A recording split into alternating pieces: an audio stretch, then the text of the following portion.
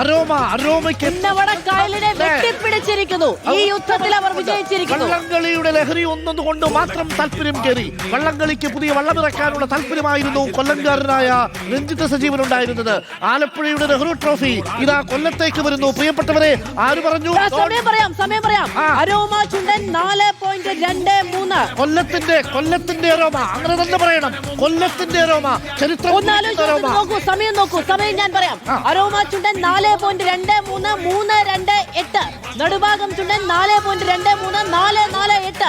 ഈ സെക്കൻഡിനെ എങ്ങനെയാണ് പറയേണ്ടത്? പക്ഷേ അതായത് നടുഭാഗവും അരോമയും തുല്യമായിട്ട് വന്നു. ഒപ്പത്തിനൊപ്പമെങ്കിലും അരോമ മില്ലി സെക്കൻഡുകളുടെ വ്യത്യാസത്തിൽ 448 എന്നുള്ളതാണ് നടുഭാഗത്തിന്റെതെങ്കിൽ 328 എന്ന മൈക്രോ സെക്കൻഡുകളുടെ വ്യത്യാസത്തിൽ മാത്രമാണ്. കൊല്ലത്തുകാർക്കും ഈ നെഹ്റു ട്രോഫിയിൽ അഭിമാനിക്കാം. കൊല്ലം സ്വദേശിയായ അരോമ ഗ്രൂപ്പ് ചെയർമാൻ PK സജീവാണ് അരോമ ക്ലബിന്റെ പ്രസിഡന്റ്. പുന്നമടയിലെ പ്രിയപ്പെട്ടവരെ, നിങ്ങൾക്ക് നിരാശപ്പെടാനൊന്നുമില്ല. നിങ്ങളും ഒന്നാം സ്ഥാനത്തിന് തുല്യമായ പ്രകടനം തന്നെയാണ് നടത്തിയിരിക്കുന്നത്. മില്ലി സെക്കൻഡുകളുടെ മാത്രം വ്യത്യാസത്തിലാണ്. ആദ്യത്തെ 3 വള്ളങ്ങളും വിയപുരവും 4.23 23 സെക്കൻഡ് തന്നെയാണ്. പക്ഷേ മൈക്രോ സെക്കൻഡുകളുടെ വ്യത്യാസത്തിലാണ്.